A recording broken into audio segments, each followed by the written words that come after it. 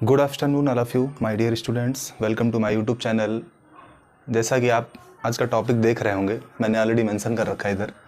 पहला जो है आपका है नरेशन, दूसरा है वॉइस और तीसरा है पंक्चुएशन।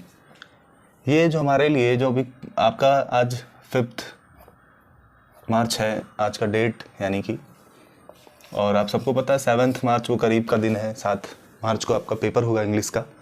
स्पेशली 10th वाले बच्चे ध्यान दें, अभी यूपी बोर्ड के सभी बच्चे फ़िलहाल इसको देख सकते हैं। आइए बात करते हैं आपके जो पेपर में यहाँ से जो क्वेश्चंस आएंगे। यानी मैं नरेशन की बात करूँ तो आपको पता है पहला है डायरेक्ट और इसी का ही पार्ट है इनडायरेक्ट। यानी ये जो कि स्पीच आप कहते हैं ना, डायरेक्ट स्पीच और इनडायरेक्ट स्पीच, में इसी की बात कर रहा हूँ। दूसरा है वॉइस। वॉइस की बात कर लें तो ये है हमारा एक्टिव एंड पैसिव। ऑलरेडी मैंने इसको पढ़ा रखा है, लेकिन आप थोड़ा सा ध्यान दीजिए। पंक्चुएशन की बात कर ले तो पंक्चुएशन मतलब यही होता है कि आपका जो उचित विराम चिन्ह है हमारा, यानी उचित विराम चिन्ह कहाँ पे कौन सा क्या लगाना है, कॉमा, फुल स्टॉप, या उन सब चीज़ों के बारे में हम आगे बात करने वाले हैं। तो चलिए बताना चाहूँगा मैं इसमें से आपको कितने मार्क्स के क्वेश्चन आ रहे हैं पेपर में। फ़िलहाल नरेशन से 2 मार्क्स, वॉइस से भी इतने ही, पंक्चुएशन से भी इतने ही। यानी पूरे पेपर में ओवरऑल आपको 6 मार्क्स के क्वेश्चन मिलेंगे, यानी 6 नंबर मिलेंगे इससे। अगर आप ये तीनों क्वेश्चन कर पा रहे हैं एग्जाम में जाकर के सॉल्व कर रहे हैं तो मैं अभी नरेशन की बात करूं तो चलिए कुछ क्वेश्चंस आज हम आपके साथ प्रैक्टिस करने वाले हैं। नरेशन का प्रैक्टिस पहले करते हैं, कुछ वॉइस के क्वेश्चंस लेते हैं, फिर पंक्चुएशन का भी क्वेश्चन हम करने वाले हैं। तो चलिए वॉइस स्टार्ट करते हैं अभी आज का क्लास। तो शुरू करते हैं, ध्यान से समझिएगा एक एक क्वेश्चन किस तरह पेपर में आ रहे हैं। यानी आप सबको पता है हमारे लिए जो सेंटेंस होते हैं, यानी जो सेंटेंस होता है ना, उसी के अकॉर्डिंग, टेंस के अकॉर्डिंग जो चेंजेस होता है। अगर आपको डिटेल में इसकी पूरी इन्फॉर्मेशन लेनी है तो नरेशन का वीडियो आप देख सकते हैं मेरे यूट्यूब चैनल पे जा करके। आपको मैं अभी सीधे एक्सरसाइज पे आता हूँ। सीधे आप एक्सरसाइज समझना कि कौन से सेंटेंस का एक्सरसाइज मैं आपको देने वाला हूँ। तो चलिए, जैसे सपोज दैट कोई भी क्वेश्चन ले लीजिए कि my brother said to me, comma inverted comma, ठीक है, where are you going today,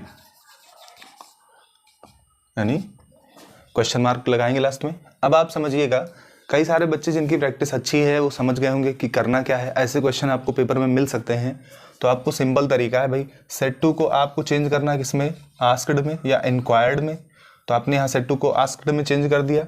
अब ये जो चेंज आप पर्सन फंसता है, फिलहाल यहाँ तो चेंज आप पर्सन का कोई मैटर है नहीं।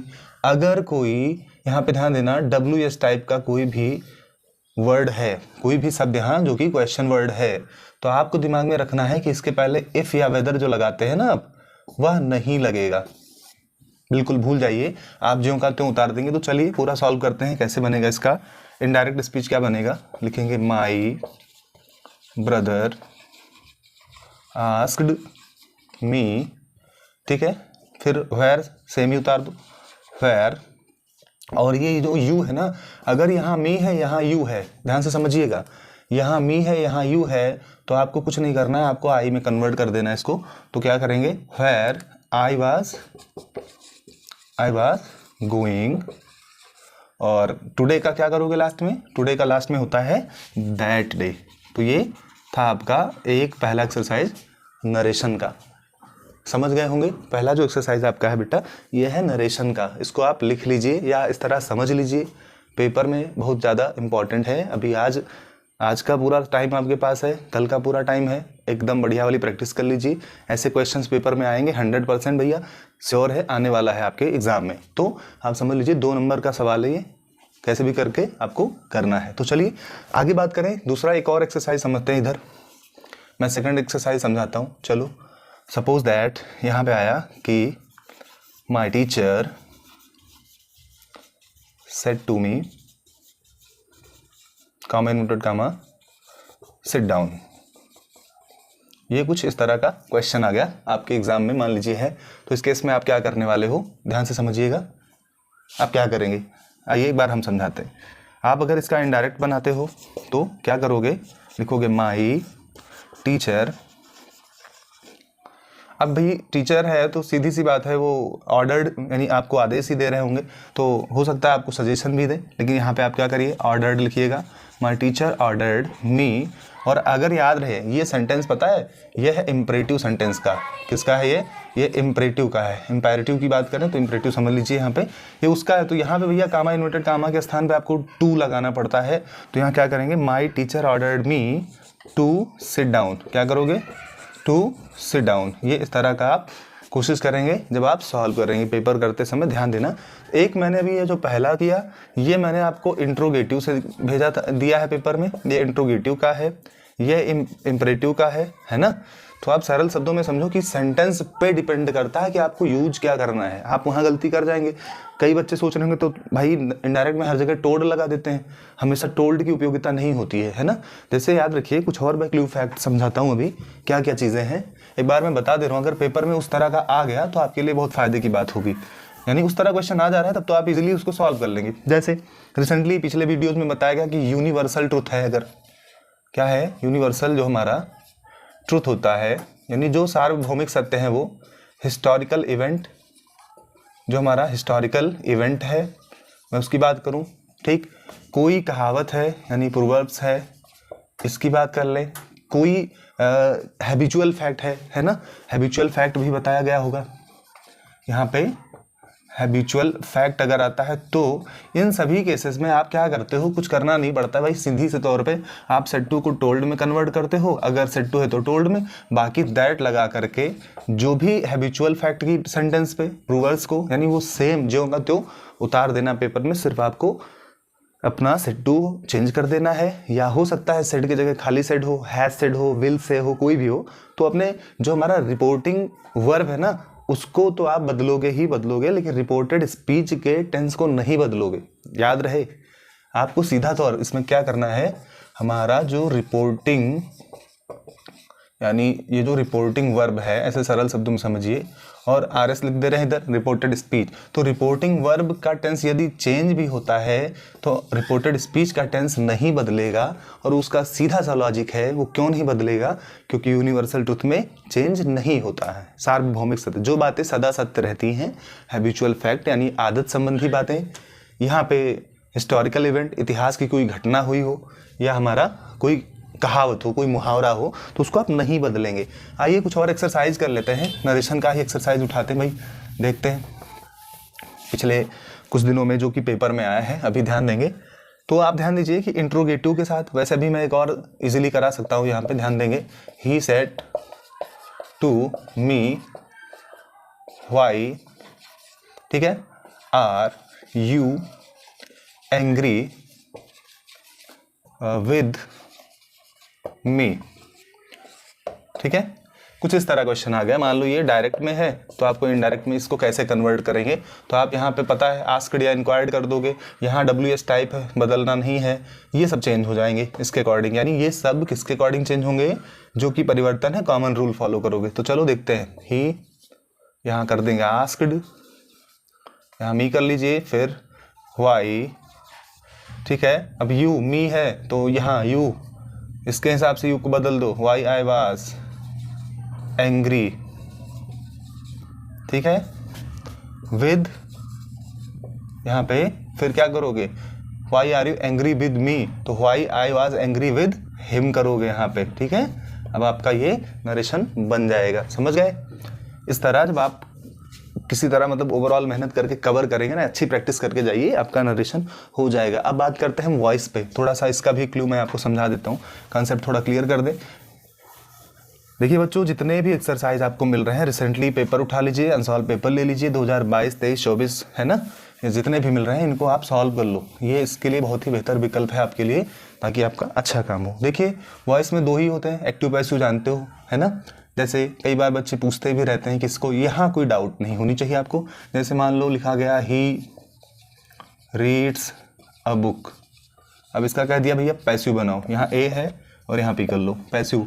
वैसे ये तो सबको पता होगा, बहुत ही आसान सा तरीका है। इसका एक फार्मूला है, S + B + O पे कोई भी एक्टिव सेंटेंस होता है तो इसको कन्वर्ट यहाँ करो, यहाँ के ले जाओ, ऑब्जेक्ट को पहले लिखो, वर्ब को बीच में, सब्जेक्ट लास्ट में जाता है। वैसे एक छोटा सा फार्मूला है, वैसे हर सेंटेंस जो हमारा टेंस है ना उसके अकॉर्डिंग सबके स्ट्रक्चर अलग अलग है, तो उन स्ट्रक्चर्स को तो बाद में मैं समझाऊंगा कभी। अभी आप सरल तरीके से समझ लीजिए कि क्या करना है। यहाँ लिखिएगा अ बुक, ठीक है। अगर यहाँ पे भाई क्या है, ये अ बुक ये सिंगुलर नंबर है, यानी ये क्या है, एसएन सिंगुलर नंबर है, तो फिर आप इज लगा दीजिए अ बुक इज, और रीड का थर्ड फॉर्म रीड ही होता है ना, रीड और बाई करके हिम लिख दीजिए, ये तो हो गया। अभी सिंपल तरीका है, मान लो एक्टिव में आ गया खाली सिट डाउन, ये है सिट डाउन का, चलो पैसिव बनाते हैं। तो यहाँ क्या करोगे, इसमें छुपा हुआ एक ऐसा शब्द है जो छुपा हुआ है, वो क्या छुपा हुआ है आप आइडिया लगाइए। देखिए ऐसे सेंटेंस में यू छुपा रहता है, इसमें क्या छुपा है, यू, तो यू को बाहर निकालते हैं, तो लिखेंगे यू आर। अब हो सकता है यहाँ अगर प्लीज़ लगा होता तो भाई you are requested to sit down कर लेते, यहाँ फिलहाल ऑर्डर लगा देंगे, you are ordered to sit down, ठीक है। यहाँ पे क्या करेंगे, इस तरह का आप पैसिव बना लोगे। जैसे कई बार एक कॉमन क्वेश्चन आता है ओपन द डोर, क्या आता है बच्चों, ओपन द डोर। तब यहाँ ओपन द डोर में यहाँ यूज ऑफ लेट आएगा, इसमें यूज ऑफ लेट आप प्रयोग करेंगे, तो लिखेंगे let the door be opened, let the door be opened, यानी ओपन द डोर का पैसिव ये बनेगा। डू इट, डू इट एक बार कई बार क्वेश्चंस में आता है, उसको भी आप सॉल्व कर सकते हैं इजीली, यानी you are order to do it, कोई भी चीज़ हो तो it should be done by you, कई बार ऐसे भी हो सकता है। तो कहीं ना कहीं अब आगे देखेंगे, अभी तो ये तो था पैसिव, पैसिव में और भी है कॉन्सेप्ट। देखिए अब मैं एक सरलता से समझाता हूँ थोड़ा सा फार्मूला। यहाँ पे एक्सरसाइज आप करते रहिए, एक बार सेल्फ स्टडी करिए, आपको मैंने बोला जितने भी बोर्ड एग्जामिनेशन के एक्सरसाइज मिल रहे हैं उसको ज़रूर सॉल्व करो। अभी आप देखिए कि जैसे जिस फॉर्मेट में आईएनजी आता है, सॉरी यहाँ पे ध्यान देना, आईएनजी फॉर्मेट जो आएगा उसमें बीइंग के साथ उसका हेल्पिंग वर्ब लोगे, है ना। यहाँ पे हेल्पिंग वर्ब अगर आएगा, यहाँ पे क्या करेंगे, एच शॉर्ट में बी लिख दो, हेल्पिंग वर्ब हो जाएगा। तो बीइंग के साथ हेल्पिंग वर्ब आप लिखोगे। हमेशा याद रखो कि एमबी थर्ड आता है पार्टिकुलर सब में, नॉर्मली बाई का प्रीपोजिशन होता है ना, बाई प्रीपोजिशन, लेकिन कुछ ऐसे प्लेसेस है जहाँ टू भी लगता है, एट भी लगता है, तो ये सब चीज़ें दिमाग में रखिए एक बार, कहाँ पे एट लगता है कहाँ टू लगता है ना। तो जैसे नो शब्द आया तो नोन टू ऑल ऐसा कुछ आ जाएगा, एस्टोनाइज है ना, सरप्राइज्ड, तो ये सब आता है तब एट लगा देंगे आप। तो ये तो कुछ ऐसे तरीके हैं जो कि वॉइस को कवर करता है। अगली बात करें पंक्चुएशन पे, तो पंक्चुएशन में कैसे क्वेश्चन आ रहे हैं पेपर में, मैं एक बार दोबारा मैं आपको बताना चाहूँगा। देखिए ऐसे कुछ question, he said to me, ठीक है, फिर ऐसे कुछ रहेगा, अ गुड स्टूडेंट। अब इसमें एक चीज़ ध्यान देना कि आपने कहाँ कहाँ चीज़ें स्किप की गई हैं, ऐसा क्या क्या छोड़ दिया है। एग्जाम में ऐसे कुछ छपा रहता है जिसमें ना कि फुल स्टॉप होता है, ना कॉमा लगता है, ना इन्वर्टेड कॉमा लगता है, ना क्वेश्चन मार्क लगाते हैं। इवन कैपिटल लेटर्स भी इंपॉर्टेंट हैं, आपको कैपिटल लेटर्स देखना है, जैसे यहाँ पहले में ही देख लो, समझ में आ गया होगा। यहाँ पे एच का जो एच है ना ये कैपिटल होना चाहिए, बाकी सेट टू तो यही रहेगा, मी रहेगा। उसके बाद कामा और इन्वर्टेड कामा नहीं है इसमें, आई हमेशा कैपिटल होता है ना, बाकी एम अ ये तो सिमिलर है, इसे उतारते चले जाओगे सिंपली तरीके से, बट लास्ट में इन्वर्टेड कामा क्लोज करोगे और फुल स्टॉप लगाओगे। तो कई बार बच्चे लास्ट में गलती करते हो, है ना। जैसे मान लो किसी का पार्टिकुलर नाम है, 3 लड़कों का नाम दिया एक ही सीक्वेंस में, एक ही लाइन में, उस केस में पहले में कामा, जैसे आपने यही देख लीजिए पहले ऊपर, यहाँ मैंने एक चीज़ मेंशन की होगी, देखो टाइटल पे ही, नरेशन, फिर कामा वॉइस एंड पंक्चुएशन। तो जब लास्ट वाले को मेंशन करते हैं ना तो फिर एंड करके उसको हम अंत में दिखाते हैं। तो ये कुछ आपको बहुत ही शॉर्ट में मैंने वीडियो बता दिया कि ये टॉपिक इंपॉर्टेंट है। पूरे पेपर में आपको ये 6 नंबर मिलने वाले हैं बेटा, total 6 marks from this topic. 3 topic solve करिए, ये 3 ही टॉपिक हैं जो कि आपको अच्छे से प्रैक्टिस कर लोगे तो आपका 6 मार्क्स कहीं नहीं जाएगा। क्यों? इसमें नंबर नहीं कटेगा, मुझे पूरा विश्वास है कि आपका नंबर नहीं कटता है। जैसे कई बार होता है बच्चे पूछ रहे सर राइटिंग में नंबर कटता है क्या, तो जी हाँ हो सकता है आपको पंक्चुएशन राइटिंग, जब जैसे कोई चीज़ आप लिखते हो, लाइक कोई थ्योरी लिखते हो या कोई क्वेश्चन का आंसर दे रहे हो, वहाँ आपने अगर किसी का नाम लिखा, जैसे फॉर एग्जांपल मोहन ऐसे लिख दिए तुम, तो मे भी अगर हीड किया गया, देखा गया, तो उसके इसमें नंबर कट सकता है। ये एम कैपिटल होना चाहिए, ये सब छोटी छोटी बातें हैं, इन्हीं को मैं बोलता हूँ। आर्टिकल लिखते समय भी ज़रूरी है, कई सारे चीज़ें आपके लिए इंपॉर्टेंट हैं। तो मैं अभी आपको आज की वीडियो में बस इतनी ही चीज़ें बताने के लिए इस वीडियो को मैंने ऑडिट किया है, बनाया है। लेकिन मैं सिर्फ इतना समझाना चाहूँगा कि ये सिर्फ इससे तो मुझे लगता है कि आप प्रॉपरली चीज़ें नहीं कवर कर पा रहे होंगे, सोचेंगे तो बहुत ही शॉर्ट में बता दी। मैंने आपको रास्ता दिखा दिया है। अभी जा कर के अनसॉल्व पेपर लीजिए, उसके नरेशन के क्वेश्चन चेक करिए, कैसे क्वेश्चन आ रहे हैं उसको सॉल्व करिए। यदि नहीं समझ में आ रहा है तो मुझसे वो शेयर करो, मैं कोशिश करूँगा आपको रिस्पॉन्स करूँ। फिर उसके बाद जो वॉइस के क्वेश्चंस हैं उसकी प्रैक्टिस करिए, पंक्चुएशन करिए। टोटल मतलब ये आपका कहीं भी किसी भी कीमत पर 6 नंबर छूट ना जाए, इसलिए मैं हमेशा आपको कई बार इसका डायरेक्शन दे चुका हूँ। कुछ बच्चों ने मुझे अनसीन पैसेज के लिए कहा था कि सर अनसीन पैसेज को सॉल्व करा दीजिए। तो जी हाँ बच्चों, मैं हमेशा सजेस्ट करता हूँ अनसीन पैसेज। नेक्स्ट वीडियो कोशिश रहेगी अनसीन पैसेज पे ही आए, लेकिन अनसीन पैसेज को मैंने एक बार ब्रीफली समझा दिया कि पूरा पैसेज ईजिली पढ़ा जाता है। कंसंट्रेट होकर पूरा पैसेज पढ़ो, ध्यान दो, फिर क्वेश्चन देखो, क्वेश्चन में पूछा क्या गया है उसको आराम से समझो, है ना। क्वेश्चन में क्या पूछा गया, जब उसको समझोगे तब आप आंसर दे दोगे बड़े आराम से। जो आपका शुरुआत हो रहा है ना पेपर, वो अनसीन पैसेज से ही शुरू हो रहा है। आप याद रखिए, हमारा पहला क्वेश्चन ही अनसीन पैसेज से आएगा। फर्स्ट टू थर्ड, यानी 1 to 3 की बात कर ले, 1 to 3 जो स्टार्टिंग के क्वेश्चन 3 आएंगे वो आपके लिए हो जाएंगे अनसीन पैसेज बेस्ड क्वेश्चन। फिर 9 to 10 मतलब ये वहाँ पे भी अनसीन पैसेज है। फिर एक स्टेंजा बेस्ड क्वेश्चन, वो भी अनसीन पैसेज की तरह, मतलब स्टेंजा पढ़िए, नीचे क्वेश्चंस होंगे 2, ये कर लोगे। फिर जैसे सेक्शन बी की तरफ चलोगे, वहाँ आपको फिर से पेपर में मिल जाएगा 7 नंबर भैया सीधे सीधे मिलने वाला है। हाँ, एक चीज़ उससे मैं आपको जोड़ देता हूँ, लास्ट में जाते जाते इस वीडियो की बात कर ले। उसमें बेटा लास्ट में जो हमारा 7 मार्क्स का सेक्शन बी का जो क्वेश्चन है, ये जो हमारा सेक्शन बी का क्वेश्चन पहला होगा, इसमें जो पहला क्वेश्चन, तो यानी आपके लिए टोटल 4 क्वेश्चन होंगे। 3 मल्टीपल यहाँ यानी 3 × 2 = 6, ये 3 नंबर है। 3 क्वेश्चन होंगे जो 2-2 नंबर के होंगे, उसको ढूंढ के लिखना है। लास्ट क्वेश्चन आपका वोकैबुलरी बेस्ड होगा।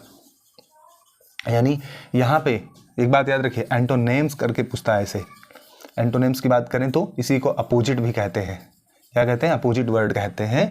इसी तरह सिमिलर पूछता है, अगर सिमिलर पूछ लेता है तो चौंकिएगा नहीं। मीन्स करके पूछता है तो सिमिलर मीन्स मतलब ही हो गया वो उसका सिनोनिम्स पूछना चाह रहा है। ठीक है, सिनोनिम्स मतलब आपको बताया गया है पर्यायवाची। तो भैया इस तरह प्रैक्टिस कर लीजिए, क्योंकि एग्ज़ाम बहुत दूर नहीं है, बहुत जल्द आपका इंग्लिश का पेपर कंडक्ट हो रहा है। वो बच्चे जो स्पेशली अगले साल अभी हाई स्कूल में जा रहे हैं, नेक्स्ट ईयर, ये इनके लिए बहुत बेहतर है कि वो आराम से slow and steady wins the race वाला फार्मूला फॉलो करें, उनके लिए बेहतर है। तो आज की वीडियो में बस इतना ही, मिलते हैं नेक्स्ट वीडियो में। Okay, all the best, thank you.